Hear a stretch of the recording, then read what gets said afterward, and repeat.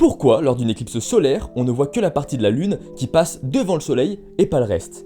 La question n'est pas de moi, elle vient d'Alimage, un TikToker célèbre, environ 60 000 abonnés, qui s'avère aussi être un platiste.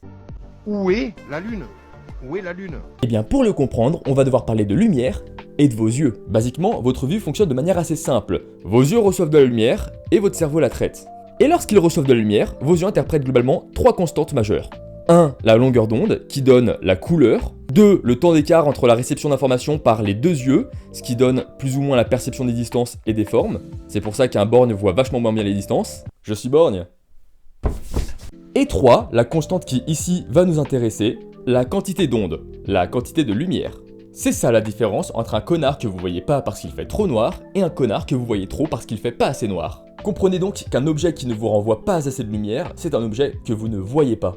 Pour qu'on puisse percevoir la Lune, il faut que la lumière qu'elle nous envoie surpasse la lumière qui est réfractée par l'atmosphère sur le point par lequel la lueur de la Lune passe. En gros, vous avez la lumière que vous renvoie la Lune ici, vous avez la lumière du Soleil qui surfe sur l'atmosphère ici. Est-ce que vous verrez la Lune ou non? Bah ça dépend de laquelle des deux est la plus forte. Là, la Lune reflète plus de lumière que l'atmosphère, et ici, la Lune reflète moins de lumière que l'atmosphère. Et pour cause, là, la Lune nous reflète directement la lumière du Soleil, alors que là, le Soleil est dans son dos, la Lune nous reflète que dalle. Tant que je vous tiens au milieu de la vidéo, likez et abonnez-vous, parce que j'adore l'argent.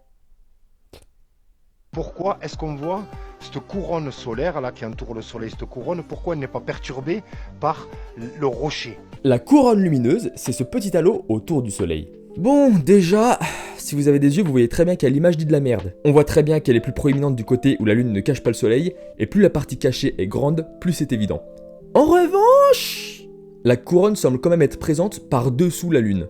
La raison à ça est très simple, c'est que contrairement à ce que son nom indique, la couronne solaire n'appartient pas au Soleil, elle appartient à l'atmosphère. Quand la lumière passe entre deux milieux avec des densités différentes, elle se dévie. Donc quand elle passe dans l'atmosphère, elle est déviée, et elle a tendance à se réfracter à travers toute l'atmosphère. C'est pour ça que le ciel diurne est bleu alors que le nocturne est noir.